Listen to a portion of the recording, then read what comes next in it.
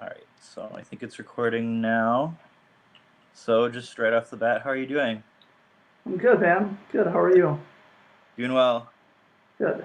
Yeah, just got back from Pitchfork, so had a Yeah, I saw a bunch of your posts, man. yeah, I Phoebe Bridgers was on my list to see this weekend, but I was having a rough go of it, so I didn't end up buying tickets, and yeah.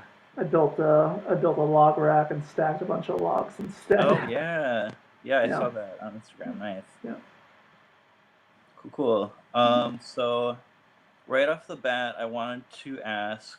Um, so this album is a pretty personal and pretty heavy album.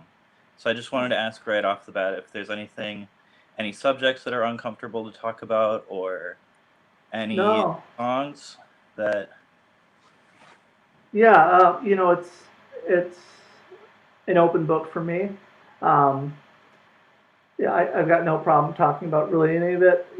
Some of it certainly is a little bit heavier. So if need be, I can throw in some trigger warnings as needed. But for yeah. the most part, yeah, I'm good to talk about it. All right. Yeah, if there's at any point you just want to be like, let's move on, we can just move Sure. on. Yeah. Yeah, so to just get right into that, I picked up a lot of themes of just like grief and loss at the center of the album, but also like hope within that too. So Yeah. I wanted to hear a bit on that, just about grief and loss as a concept, as well as just like what kind of messages and meanings that you hope people will take out of this album. Yeah. Grief and loss definitely is at the center of it. When I started putting this together, I knew that that was the story that I wanted to tell. I had dealt with some pretty major health issues towards the start of the last decade. Moved on to losing a mom after a very brutal ordeal with cancer, and then shortly after losing a brother. And um, when I started putting this together, I didn't want that to be the sole focus of it. Um, I felt like over the last few years, I kind of let that be my sole focus. I'd kind of steered myself into that a bit. Um, when I started putting this together, I tried to kind of look beyond that and say, what really was, something that got me through all this. Um, and I kind of just got to thinking about a bunch of different scenarios, whether it just be, you know, drinks on the patio with a friend of mine, or just, these last few conversations with my mom, or, the little bit of hope that we had with my little brother before he ultimately passed. And, I realized that however solitary the grieving process could be, I was never really in it alone. There was always someone around to kind of lift me up when I didn't even realize that I was being lifted up. And the benefit of having some time after the fact that I was kind of able to finally think about it and say, you know, I definitely couldn't have done this alone, and I definitely didn't get through it alone. And so that's kind of where at least the title of the record came from, and then ultimately the track that was based on that title was, um, all these various pieces around me were really kind of the glue that held me together over the year, and to a larger extent, um, my family, obviously my dad had to deal with these same losses, my brother had to deal with these same losses. So, all those kind of little moments that can keep you from going straight into the deep end was really as the album title says, the kind of the glue that held us together. Yeah, I do get a lot of I do get a lot of that hope element too, and just the Mhm. community too. It seems to shine through Yeah, with in the end, especially that last track, "The Glue That Held Us Together." I wanted to touch on that one a little bit too, especially those sunken ship irony riffs. Yeah, Yeah. yeah. That was it was the last track I wrote for the album. I had already kind of had in mind that that was the title I wanted for the record, but I didn't have really anything prepared to back it up. So I kind of started off with I had this moment with a friend of mine back in college where we were evicted from our the rental house that we were living in. Um, so we were bumming it in his grandma's basement, who she was away like down in Florida. So there was no heat. There was really nothing other than a roof over our head. And this was early March, so it was freezing cold. And I kind of thought about those few nights that we spent in that basement. And that's kind of where the opening lines of the song comes from. It was kind of the lowest of the low at that point, and that it ended up kind of laying the foundation for a friendship long beyond that. The person at least mentioned in that line has been a lifelong friend since then, and I live three blocks away from him now, and um, so that's really how I wanted to start off the song, and um, from there it was just kind of this self-examination of you know I really didn't deserve to have the luck and the love of the people that I had around me these past 10 years, because I was a mess and in my own way a lot of the time, and in my own head a lot of the time. um, and for my benefit, I got lucky, and I had this amazing group of people that kind of surrounded me. So I wanted to kind of make that transition, at least in this last song, away from the grief and away from the problems of the 10 years, and treat it as a thank you for those people that kind of got me through it. And um, the Suck and Ship Irony lyrics were probably a later addition. Um, I had asked Josh a long time ago if I could do something with that song, because it had been my favorite. I started seeing Josh Suck and Ship Irony when I was 15. He would play coffee shops near where I grew up in Becker, um, and that song was always my favorite. So over the years, the relationship evolved from me seeing him at shows to a friend to kind of a musical mentor. Eventually, for a year or two there, we lived together down in the cities.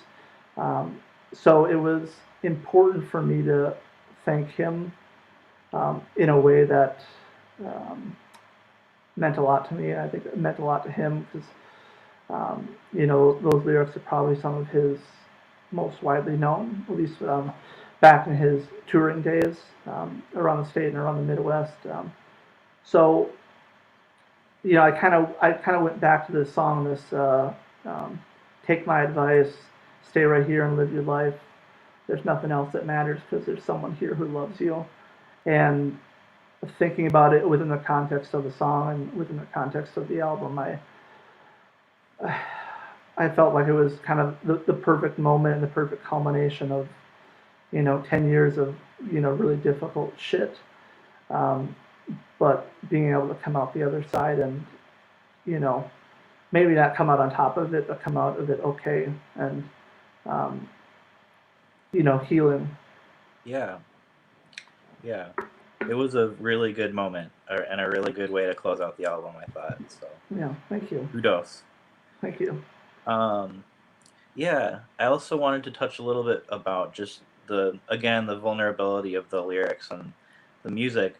Um, do you have any advice for people for when you're writing such like vulnerable and personal music and then performing it too, like expressing it to a live audience? Like, how does that feel, and um, how do you do it? um, you know I I've always had trouble expressing that side of me in my normal peer-to-peer relationships, or even family relationships. I've always kind of felt like um, My bedroom alone with my acoustic guitar was really the only place I could um, really be honest with myself about those feelings and the thoughts that kind of came behind them. The last few years, kind of coming out of that slump and coming out of the heaviness of that, I learned there's value in sharing that.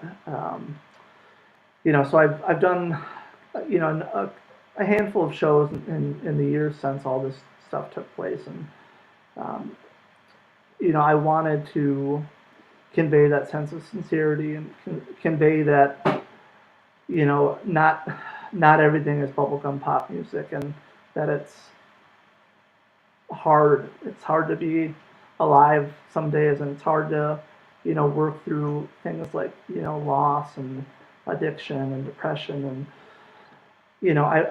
I wanted to put that out there because I know I appreciated it when I saw others doing that. And so I'm able to kind of channel the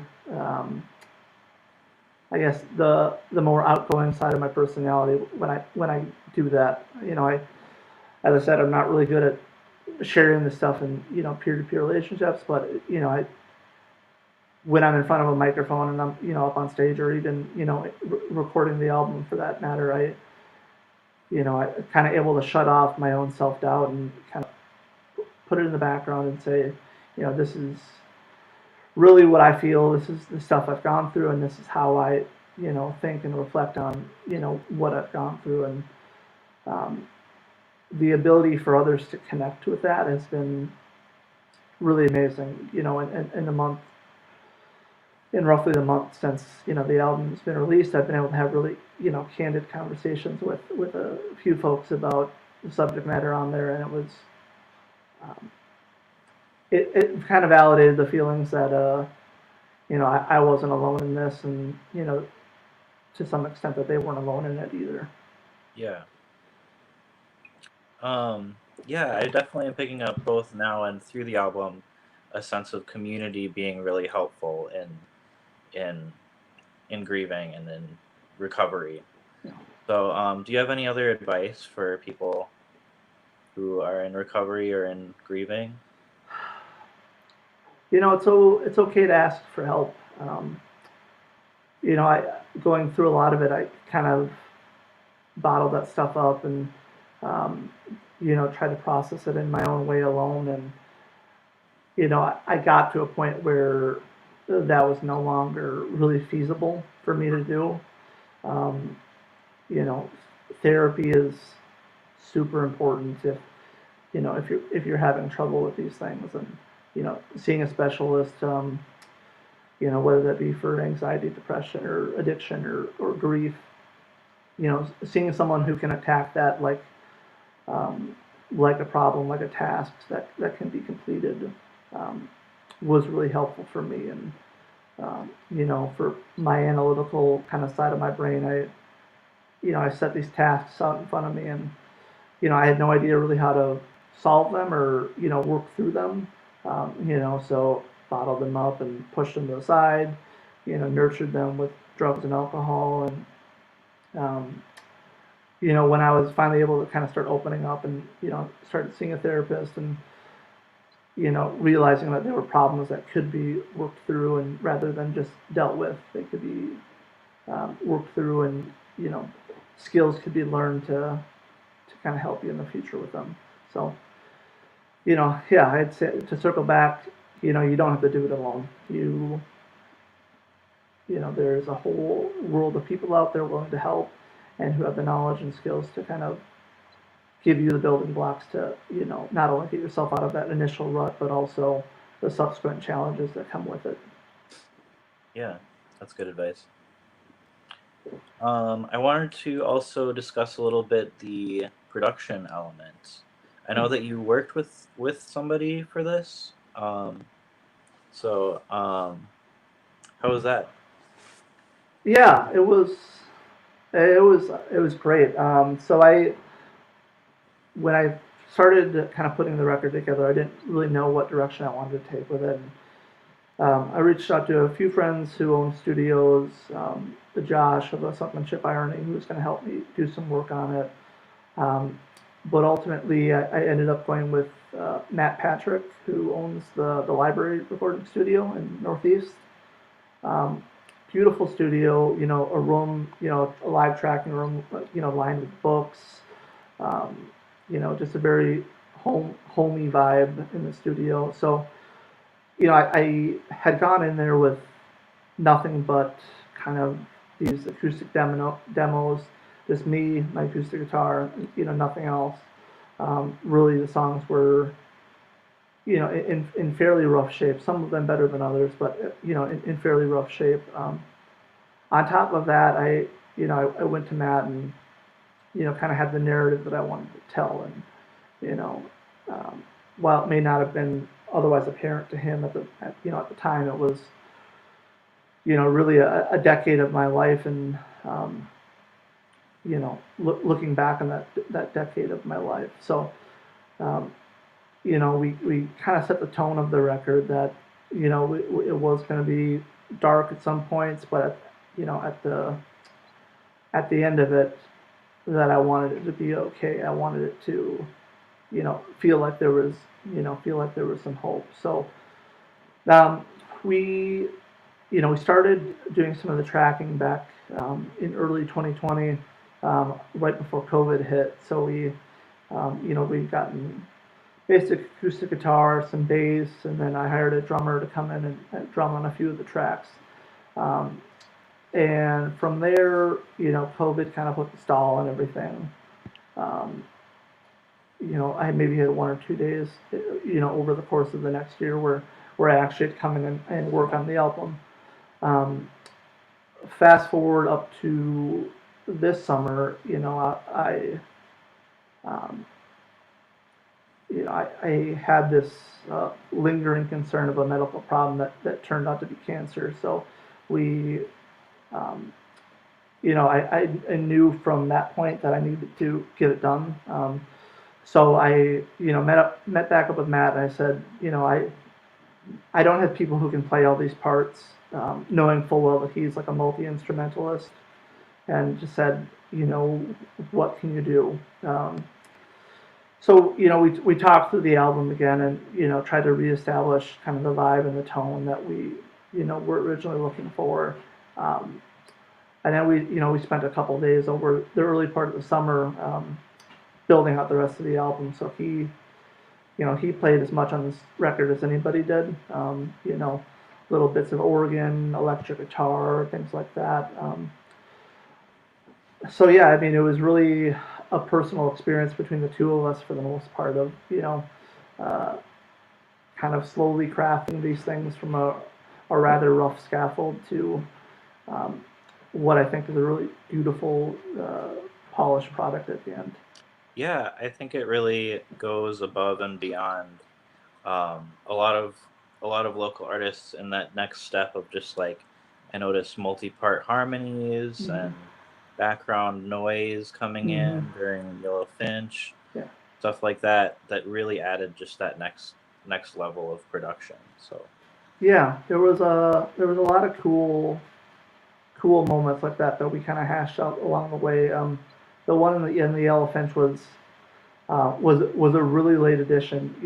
I had technically run out of budget for the record. Knowing that we had to mix and master it afterwards. But kind of came in him with this very rough idea. I'm like, I want it to sound and kind of feel like a car crash emotionally. I want it to just kind of be chaos, but then kind of fade to a little bit of beauty at the end. And I think that was a perfect example of Matt kind of taking the vibe I was going for and really just running with it and understanding it on an emotional level, and how to put it into a practical sense of actually playing the notes and um, using whatever effects he needed to do to make that happen. yeah. You mentioned before the like decade long kind of um, content of the Oh, I'm losing your audio. I don't know if you're still. I can see you talking, but I can't actually hear you. All right. Oh, that's Sorry that's about that. better. Back in. Yep, I can hear you again. All right. Sorry about that. Oh, that's okay. Um, yeah. You had mentioned just covering like a decade worth of content, and I wanted to talk about that too before we move on. Mm-hmm. Just the fact that there's lyrics going back to referencing 2012, as Mm-hmm. well as more recent lyrics. It Yeah. really adds like a sort of sweeping element to it, like a la Boyhood or Seven Up, Mm-hmm. covering a lot of time. Yeah. So was that pretty intentional? Did you want to do that on You know, really cover it? I don't think it necessarily started out with that intention. It wasn't until after the record was done that I realized how often I mentioned, the my age of being 22 throughout the record, and there's a couple tracks that ended up mentioning it, and um, you know, it kind of came out naturally. I got a whole catalog of songs over those 10 years, and I kind of picked the ones that signified the most major moments uh, in those 10 years. Um, so I guess in a way it was intentional, but it wasn't really front of mind. You know, I kind of grabbed onto a couple meaningful topics to kind of work through, and um, as I kind of mentioned earlier, I had this narrative that I wanted to tell, um, but the order and the significance and even the time period wasn't really hashed out until I kind of had nailed down the album to the what's now 10. It started out as 12 or 13 tracks. Um, but it's, yeah, I mean, as I kind of worked through it and kind of worked through my issues the last 10 years, it became pretty evident that it was going to be a pretty wide spanning um, a pretty wide spanning thing. Essentially following me, the moment I moved home after a breakup to all the loss and losing people, but then eventually meeting my wife, getting married, and kind of starting to build a life and build myself back out of that. So um, it wasn't really intentional. At least it wasn't front of mind, like I said, but it it did play a big factor in kind of crafting it.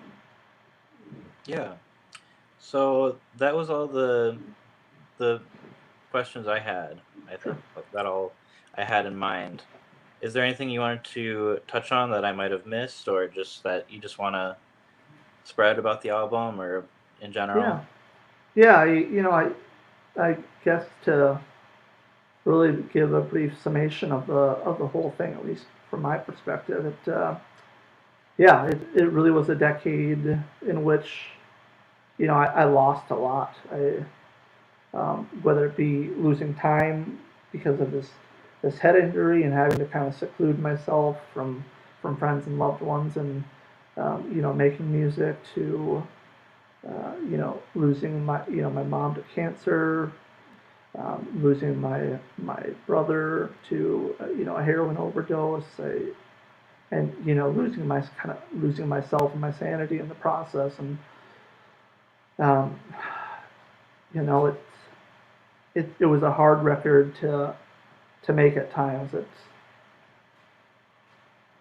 I don't know that I'd ever really held a mirror up to my life um, in that way before. Obviously I crafted these songs over the years, but they were just very small snippets. But um, in building the record, I was kind of able to kind of put that together and add some self reflection to the whole thing, um,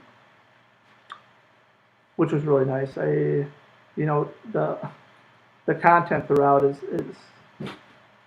just chock full of meaning and historical references in my life.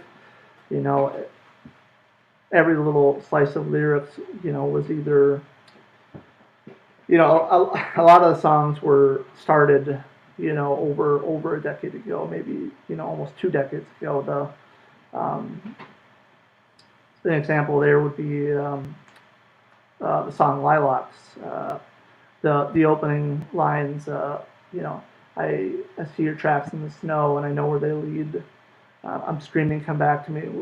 I started writing that about my little brother when he first started kind of getting into, the drug addiction when he was 13 or 14, and was able to kind of pull that back and put it into a more modern context. But every line, every little bit of this record just means the world to me. So it was a really great experience to be able to make it, and then now being able to look at it as a finished product and be able to reflect on that time. Yeah, I'm happy to be able to listen to it now. It's on Yeah, all the streaming platforms and all the music platforms. Yeah. yeah. It's The that that bit of it was definitely kind of um, a lifelong dream. As I kind of mentioned briefly, the cancer diagnosis kind of put a lot of this stuff into overdrive. I needed to get this record done. It became kind of a bucket list item, just in the case that this whole process kind of goes sideways, whenever that may be. So I wanted to get the record done. I wanted to have it sound great. I wanted to have it on Spotify. So, if it does outlive me, it can outlive me. And then, um, so yeah, I mean, the whole thing has kind of been one big bucket list item after another. So it's been really, really rewarding. yeah. Are there any shout outs you want to get out? Yeah, Matt Patrick, obviously, he was huge in helping me kind of guide this thing from just a baby of an idea to the fully hashed out creature that it is now. Josh Wortman from the Sunmanship Irony was huge in the process as well. He got me playing my first show after a 7 or 8 year hiatus from really playing shows, and really been supportive. My wife Sammy, who I'm eternally grateful for. She met me during probably the worst period of my life, and she's been nothing but a rock ever since. And I'm sure I'm forgetting some more, but it's yeah, there's a lot of people that contributed to this, so it's been great. All right. Well, wish you the best. Yeah, It'll thanks, be Lucas. I'm gonna end the broadcast here. Sure.